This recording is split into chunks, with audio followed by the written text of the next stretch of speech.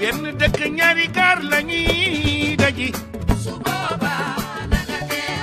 Thiès capitale du rail lañuy gisee kuy tukki fii ngay jaar fii la raay bi cosaano Thiès capitale du rail. Malick Seck, je suis candidat aux élections municipales de Thiès, je suis éditeur de presse et journaliste. Mon cursus, j'ai démarré comme journaliste ici, dans cette ville, comme correspondant du journal Le Matin. Auparavant, j'avais travaillé dans beaucoup de journaux locaux, Thiès Tribune, Thiès Info, je crois, Le Réveil. Après, je suis allé à Dakar comme journaliste au Matin. Après, j'ai fait partie de ceux qui ont lancé le quotidien Le Populaire en 1999. Ensuite, j'ai travaillé au Cafard Libéré comme grand reporter. J'ai créé ici un journal qui s'appelait Dekebi, qui a été le premier quotidien régional. Ensuite, j'ai été correspondant de Radio Walfadjri pendant, je crois, 1 an. Et ensuite, je me suis lancé dans la grande aventure d'Internet, où j'ai créé le site confidentiel sn.com que j'ai revendu. Ensuite, j'ai créé le site reumi.com. Pendant 3 ans, je l'ai revendu aussi. Ensuite, j'ai été directeur de publication du quotidien 24 heures chrono, que j'avais moi-même créé. Et maintenant, j'ai un groupe de presse magazine depuis 2011 qui édite des journaux comme Face Dakar, le site internet du même nom, et un magazine qui s'appelle Exclusif. Voilà, je suis éditeur de presse. Donc je pilote une entreprise de presse qui édite des magazines et des sites internet. Voilà, c'est ça mes activités officielles. Voilà. En fait, les raisons, vous savez, on est dans une ville où il n'y a pas de perspective économique, il n'y a pas de programmes sociaux, il n'y a pas de programme culturel, il n'y a absolument rien.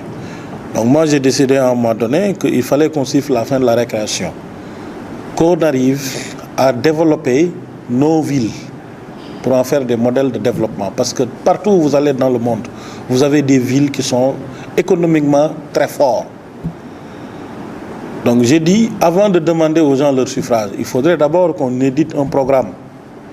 C'est comme un logiciel.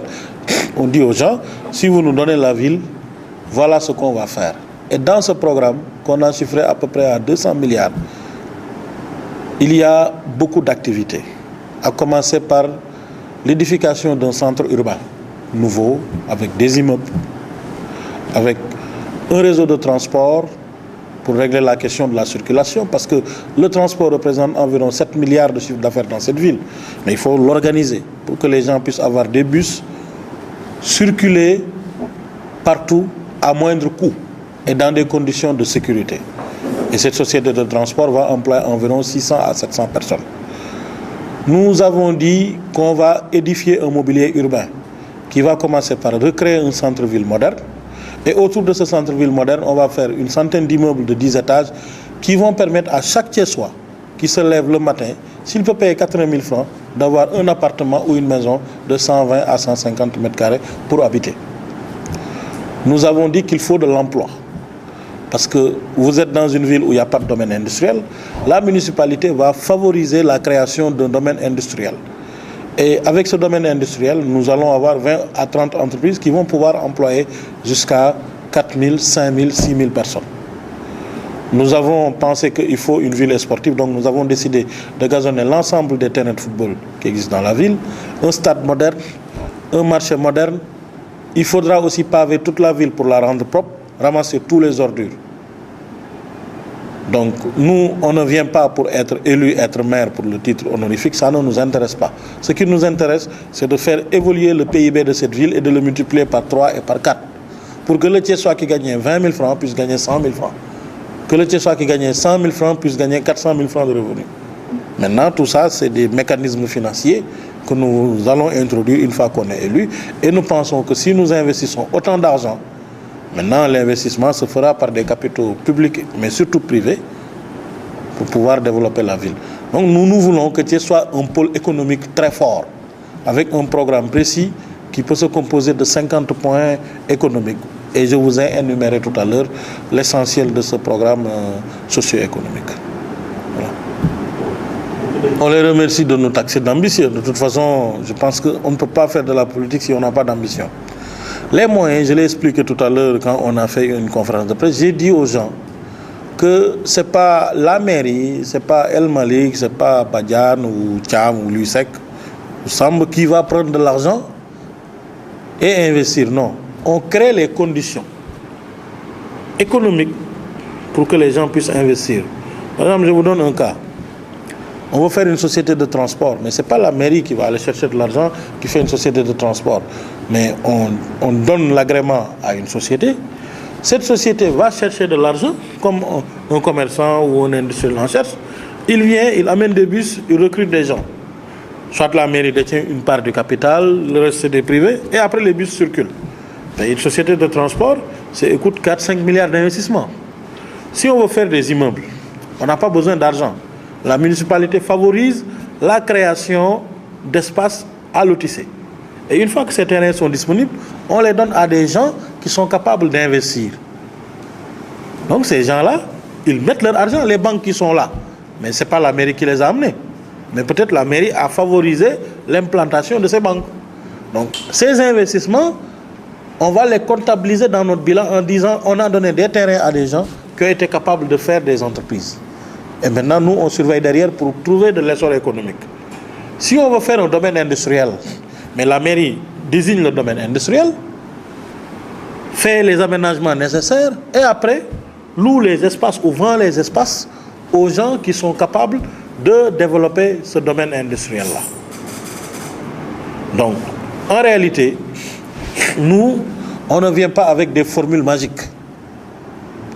On vient avec des idées précises pour pouvoir avoir de l'argent et l'investir en masse.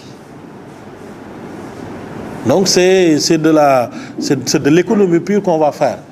Il faut des fonds d'investissement, il faut des sociétés de création d'industrie, il faut des fonds de pension qui vont valoriser la ville. Et en valorisant la ville, ça attire des investissements. Et une fois qu'il y a des investissements, il y a forcément le développement. Mais c'est aux hommes politiques, à la mairie. La mairie, dans les textes au Sénégal, est habilitée à désigner la politique économique et sociale. Ce n'est pas l'État qui le fait, encore une fois. C'est la mairie qui dit, voilà, nous, on veut faire une ville industrielle. Il désigne un schéma directeur, il discute avec des investisseurs, et il met une partie de ses moyens et favorise la création de richesses. Maintenant, la mairie va créer un fonds d'investissement. Ce fonds d'investissement est libre d'aller emprunter de l'argent à Jean et à Paul, à l'investir dans des activités rentables. Si on veut faire un marché, il y a 10 000 commerçants dans la ville, mais on regroupe ces 10 000 commerçants, mais c'est beaucoup d'argent. Parce qu'en moyenne, ils représentent 300 millions de locations par mois, sur 10 ans. Mais c'est à peu près 36 milliards. Donc quelqu'un peut dire, écoute, moi, je mets 15 milliards pour faire un marché moderne, mais à condition que j'en sois le gestionnaire. Mais ces 15 milliards-là qu'on va mettre dans un marché, mais on va le comptabiliser comme un investissement que la mairie a favorisé. Parce que la mairie a donné le cutus pour qu'on ferme les anciens marchés, qu'on ouvre de nouveaux marchés et qu'on attire des investissements. Donc c'est un processus de création de richesses. Il y a énormément de choses qu'on peut faire uniquement par une décision politique. C'est-à-dire si le maire décide qu'on va regrouper tous les marchands dans un seul endroit, c'est une décision politique, mais qui a énormément de conséquences économiques. Maintenant, on ne va pas prendre des décisions pour le plaisir de les prendre. On les prend, pour l'intérêt des populations. L'intérêt des populations aujourd'hui, ce n'est pas de voir des bus qui circulent, mais c'est de voir des bus qui circulent dans de bonnes conditions, à de très bons prix, et qui font travailler des gens de Thiès. L'intérêt des populations, c'est d'avoir des marchés modernes, où ils ne payent pratiquement pas une somme extraordinaire pour accéder aux cantines, mais un marché extrêmement moderne. L'intérêt des populations, c'est de pouvoir garer leurs voitures, d'avoir un parking en sécurité où ils payent un prix raisonnable pour avoir de la valeur ajoutée. Maintenant, l'ensemble de ces investissements, nous, après, on a chiffré que pour ça, il nous faut des investissements publics, parce que la mairie, sur 5 ans, ne peut pas dépasser 10 milliards d'investissements publics. On ne peut pas le dépasser, quels que soient les subterfuges qu'on fera. Maintenant, les 190 milliards, mais ce seront des privés, il y aura des Américains pour faire des immeubles, des sociétés peut-être connues qu'on ne citera pas ici pour faire des routes, des sociétés qui vont faire des marchés, des sociétés qui vont faire des parkings. Et la mairie, si on a une bonne signature bancaire, on peut même emprunter encore de l'argent et faire peut-être d'autres investissements prioritaires avec des acteurs économiques. Donc, ce n'est pas des chiffres qu'on dit comme ça. On va faire un parking. Il y a au moins 100 sociétés au monde qui ne font que des parkings. Mais ils ne peuvent pas venir et nous faire les parkings. Parce que les parkings, c'est le ressort de la mairie. Donc, la mairie peut dire, écoute, on donne à X pour faire un parking moderne. On donne à Y pour faire un stade moderne. On donne à Z pour faire une piscine. On donne à N pour faire, par exemple, même les écoles. On peut les casser, donner ça à des privés qui font de très bonnes écoles avec du solaire, de la climatisation. Et après, la mairie paye tous les mois, comme on paye une maison, jusqu'à ce que le loyer couvre l'ensemble des sommes qu'on a investies. Donc, c'est l'ensemble de ces techniques qu'on va jumeler pour pouvoir donner une consistance économique, et on peut même dépasser, selon moi, 200 ou avoir même jusqu'à 300 ou 400 milliards. Ça, c'est un faux débat. Pour ramasser les ordures à Thiès, il faut deux choses. Il faut de l'argent et du matériel. Il faut de l'argent pour acheter le matériel. Maintenant, comment faire pour avoir de l'argent? Mais ils ont eux-mêmes ce qu'ils disent là, ils ont la solution. Mais je vais vous l'expliquer de manière très simple. La mairie met 200 millions par an, théoriquement, sur les ordures. Et quand vous voyez le listing budgétaire, vous vous rendez compte que ces 200 millions, ils sont sortis. Mais quelles que soient les sommes d'argent que vous sortez, si vous n'avez pas de matériel pour ramasser, mais c'est du zéro. 200 millions fois 5, ça fait 1 milliard. Aujourd'hui, nous avons estimé que pour régler la question des ordures, il faut minimum 300 à 400 millions d'investissements tout de suite pour acheter au moins une trentaine de voitures. Les pays asiatiques font d'excellents bennes tasseuses avec des coûts qui varient entre 15 et 20 millions. Il en faut au moins une trentaine. Mais après avoir ramassé les ordures, mais il faut les traiter, il ne faut pas les jeter quelque part. Donc il faut une usine de traitement des ordures. Mais la mairie peut régler ça en disant à quelqu'un, écoute, ou à une banque, nous on a 200 millions. Maintenant il nous faut tout de suite 500 millions pour acheter le matériel. Et maintenant, une fois qu'on a ces 500 millions, on achète tout le matériel, on commence à enlever les ordures et à les traiter. L'argent est là. Maintenant, il faut voir comment utiliser cet argent. C'est de l'argent qui est disponible. Donc, avec les experts comptables, on va faire un dossier de crédit, on va emprunter de l'argent, acheter d'abord le matériel. Une fois qu'on achète le matériel, on met l'installation en place. Et après, une fois que ce dispositif est créé, les ordures, ça coûte en moyenne une facture de 40 millions par mois. Après, on peut exiger maintenant aux gens de payer chacun 2000 francs pour pouvoir qu'on ramasse les ordures. Mais il y a un investissement que la mairie doit nécessairement faire. Ce n'est pas une question que l'État peut régler, parce que la mairie a elle-même la solution, à travers son propre budget.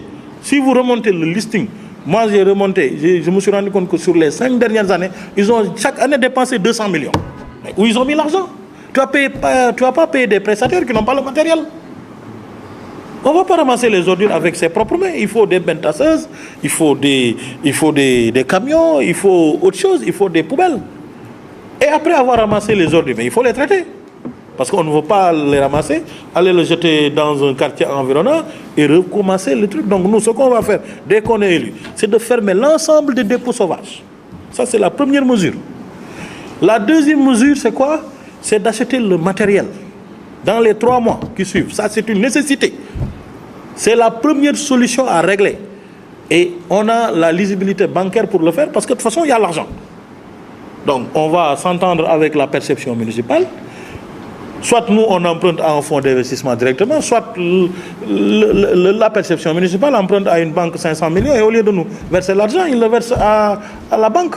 Et maintenant, nous, on commence à ramasser les ordures et on peut même revendre les matières plastiques, revendre certaines matières qui sont utilisées par les industries du recyclage. Et une fois qu'on fait ça, maintenant on dira, il y a 30 000 concessions à Thiès. Ces 30 000 concessions, s'ils payent chacun 1000 francs, ça fait 45 millions. Les 25 millions vont aller entre les charges d'essence et de personnel, parce qu'il faut environ...